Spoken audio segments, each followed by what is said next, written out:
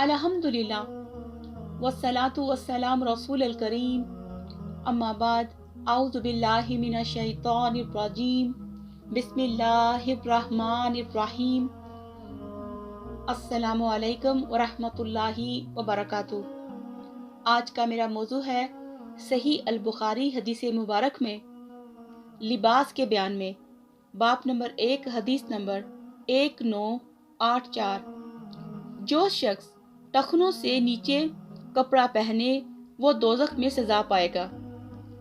हज़रत अबू हुरैरा रज़ी अल्लाह अन्हु से रिवायत है, वो रसूलुल्लाह सल्लल्लाहु अलैहि वसल्लम से बयान करते हैं कि आपने फरमाया, जिसने अपने तहमत को टखनों से नीचे किया वो आग में जलेगा। फवायद, एक रवायत में है कि जिसने तकब्बर की वजह से अपने टखनों के नीचे कपड़ा छोड़ा वो क़यामत के दिन नजर रहमत से महरूम होगा। इस वजह से 4 किस्म के लोग मुश्तना हैं।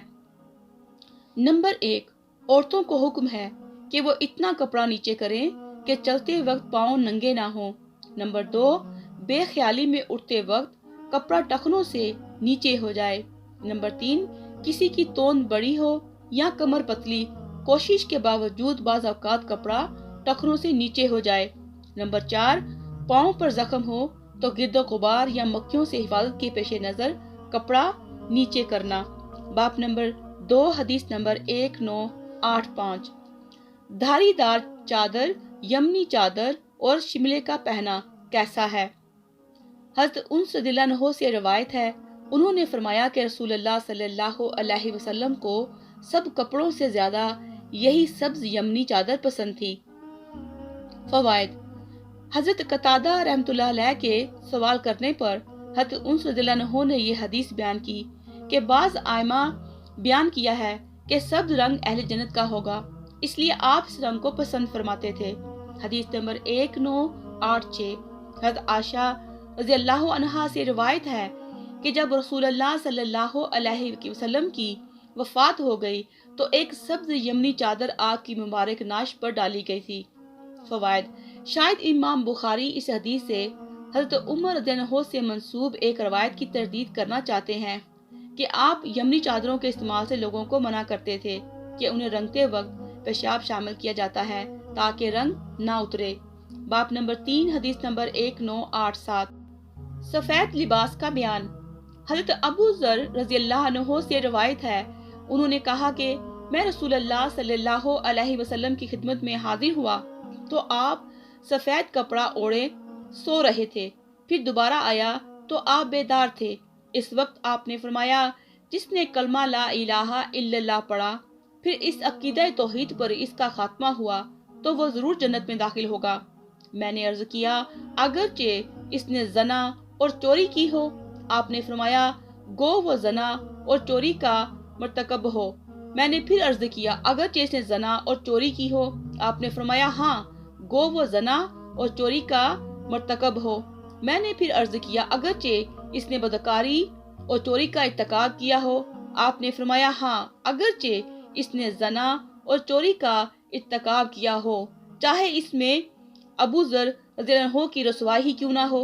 हज़रत अबू ज़र रज़ियल्लाहु अन्हु जब यह हदीस बयान करते तो ये लफ्ज़ जरूर बयान करते, अगरचे अबू ज़र को ये नापसंद हो।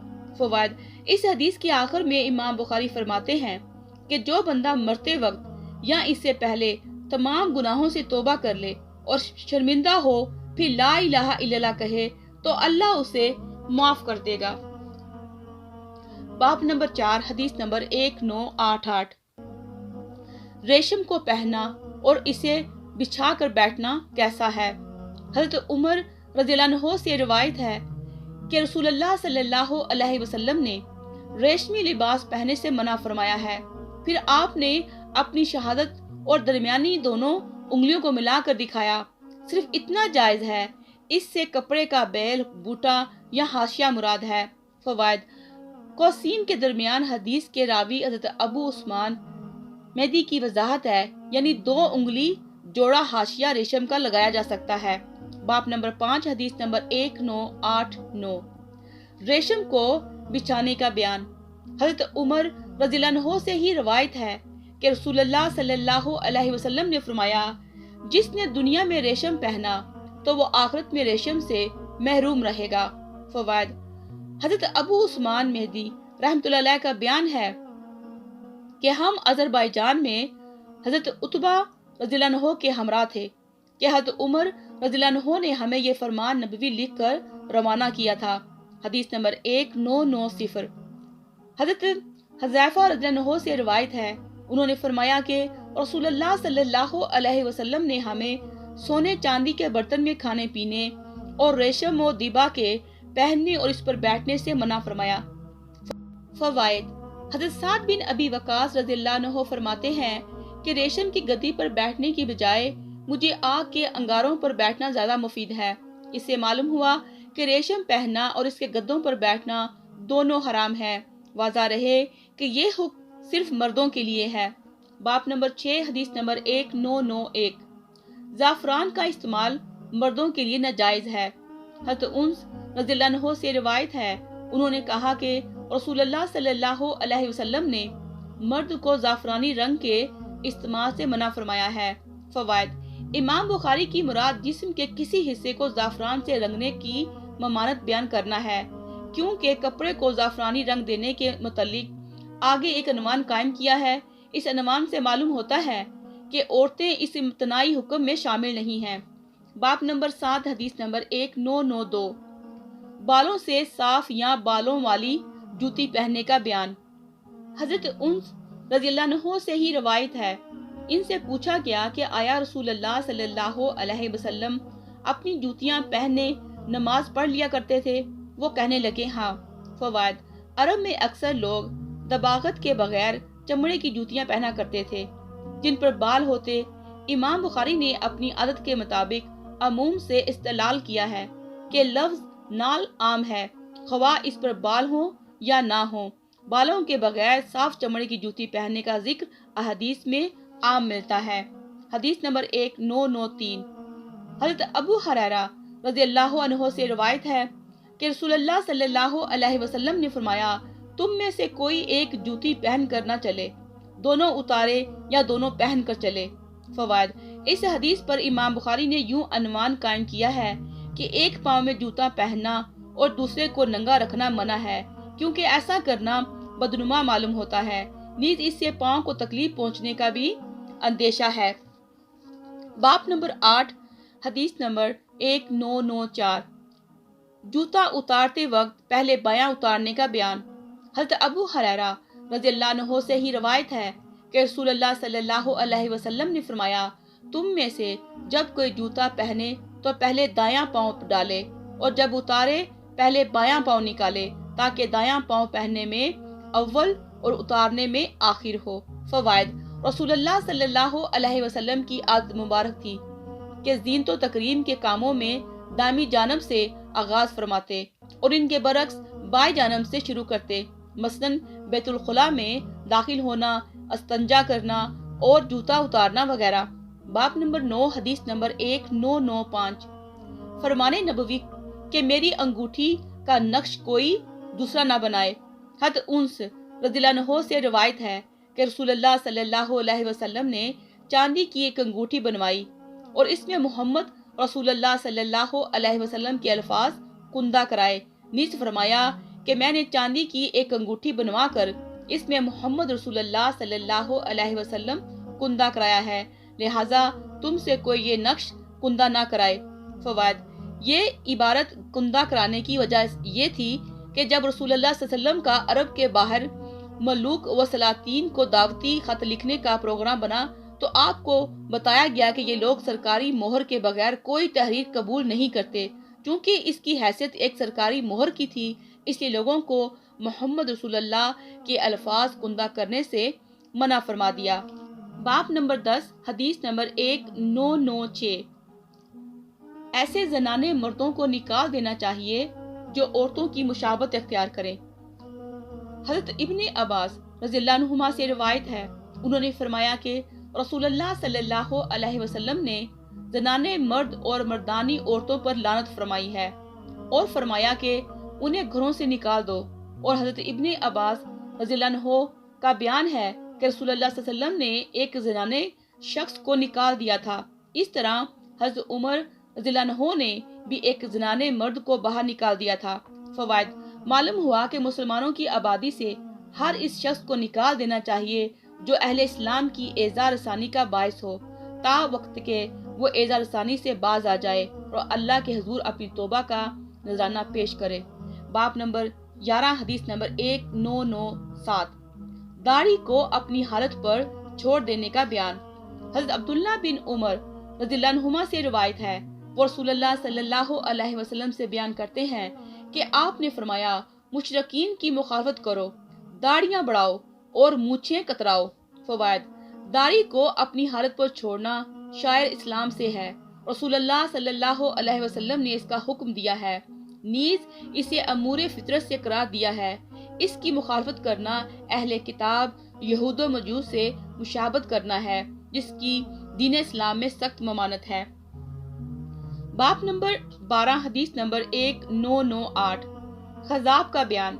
हज़रत अबू हुरैरा रज़ियल्लाहु अन्हु से रिवायत है, उन्होंने कहा, रसूलुल्लाह सल्लल्लाहु अलैहि वसल्लम ने फरमाया, यहूद व इंसारी खजाब नहीं करते, तुम इनकी मुखालफत करो। फवायद, ये हदीस दाढ़ी और सर के बालों को खजाब लगाने से मुतल्लिक है, लेकिन खजाब लगाते वक्त स्याह रंग से इज्तनाब करना चाहिए, क्योंकि सही मुस्लिम में स्याह रंग इख्तियार करने की ममानत मनकूल है। बाब नंबर 13 हदीस नंबर 1999। घुंघराले बालों का बयान। हज़रत उन्स रज़ियल्लाहु अन्हु से रिवायत है, उन्होंने फरमाया कि रसूलुल्लाह सल्लल्लाहु अलैहि वसल्लम के बाल मुबारक ना बिल्कुल सीधे और ना बहुत घुंघराले बल्कि कदरे खमीदा थे, जो कंधे और कानों के दरमियान रहते थे। फवायद, बाज़ रवायात में है कि रसूलुल्लाह सल्लल्लाहु अलैहि वसल्लम के बाल मुबारक कानों की लो तक थे। दर हकीकत जब आप बालों में कंघी करते तो कुंदों तक आ जाते, और जब आप उन्हें काटते कंघी ना करते तो कानों तक रहते। हदीस नंबर 2000। हज़रत उन्स रज़ियल्लाहु अन्हु से ही रवायत है, उन्होंने फरमाया कि रसूलुल्लाह सल्लल्लाहु अलैहि वसल्लम के हाथ पांव पर गोश्त थे। मैंने वैसा खूबसूरत ना आपसे पहले किसी को देखा ना आपके बाद, और आपकी हथेलियां चौड़ी और कुशादा थी। फवायद, रसूलुल्लाह सल्लल्लाहु अलैहि वसल्लम की हथेलियां कुशादा होने का मतलब बाज मुहद्दिसीन ने यह बयान किया है कि आप बड़े फ्याज और दरिया दिल थे। अगरचे हकीकत में ऐसा ही था, लेकिन यहाँ आपकी शक्ल सूरत की तस्वीर कशी की जा रही है। इस मौजू पर हमारी किताब आयना जमाल नबूवत का मुताला मुफीद रहेगा, जिसे मकतबादार अल इस्लाम ने बड़ी अरको रेजी और जानफशानी से शाया किया है। बाब नंबर 14 हदीस नंबर 2001। सर के कुछ बाल मुंडवाने और कुछ छोड़ देने का बयान। हजरत इब्ने उमर रज़ियल्लाहु अन्हुमा से रिवायत है, उन्होंने कहा, मैंने रसूलुल्लाह सल्लल्लाहु अलैहि वसल्लम से सुना, आप कज़ा से मना फरमाते थे। फवायद, बुखारी में कज़ा की तारीफ यूं की गई है कि पेशानी और सर के दोनों जानब बाल छोड़कर बाकी सर मंडवा दिया जाए। इसमें मर्द, औरत और बच्चे तमाम शामिल हैं। मुमानत की वजह यहूद से मुशाबत है। बाब नंबर 15 हदीस नंबर 2002। औरत का अपने हाथ से खामंद को खुशबू लगाना जायज है। हजरत आयशा रज़ियल्लाहु अन्हा से रवायत है, उन्होंने फरमाया कि मैं रसूलुल्लाह सल्लल्लाहु अलैहि वसल्लम को उम्दा से उम्दा खुशबू जो मैसर होती थी वो लगाया करती थी, यहाँ तक कि मैं खुशबू की चमक आपके सर और दाढ़ी मुबारक में देखती। फवायद, मर्द और औरत की खुशबू में फ़र्क ये है कि मर्द की खुशबू में रंग की बजाय महक होती है और औरत की खुशबू में महक की बजाय रंग होता है। नीज औरत को जायज़ है कि चेहरे पर खुशबू लगाए, जबकि मर्द के लिए ये जायज़ नहीं। बाब नंबर 16 हदीस नंबर 2003। जो शख्स खुशबू को वापस ना करे। हजरत उन्स रज़ियल्लाहु अन्हु से रिवायत है, उन्होंने फरमाया कि रसूलुल्लाह सल्लल्लाहु अलैहि वसल्लम खुशबू का हदिया वापस नहीं फरमाते थे। फवायद, एक रवायत में है कि रसूलुल्लाह सल्लल्लाहु अलैहि वसल्लम ने फरमाया, जब कोई तुम्हें खुशबू दे तो उसे वापस ना करो, क्योंकि ऐसा करने से इंसान ज़ेर बार नहीं होता। खुद रावी हदीस हजरत उन्स रज़ियल्लाहु अन्हु का यही अमल था। बाब नंबर 17 हदीस नंबर 2004। जरीरा मुरक्कब खुशबू का बयान।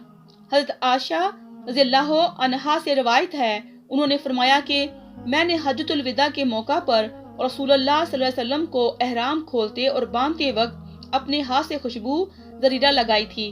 فوائد: بعض روایات میں وضاحت ہے کہ حضرت عائشہ رضی اللہ عنہا نے رسول اللہ صلی اللہ علیہ وسلم کو احرام باندھتے رمی جمار کے وقت 10ویں ذوالحجہ کو طواف زیارت سے پہلے خوشبو لگائی تھی۔ باب نمبر 18 حدیث نمبر 2005۔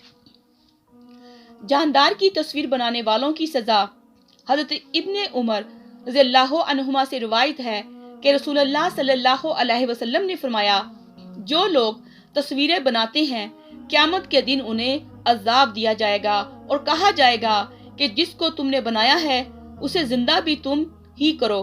فوائد: تصویر کشی حرام ہے، خواہ ہاتھ سے بنائی جائے یا کیمرے سے، اس کا اپنا وجود ہو یا کسی پر نقش کی جائے، صرف غیر جاندار پہاڑ اور درخت وغیرہ کی بنانا جائز ہے۔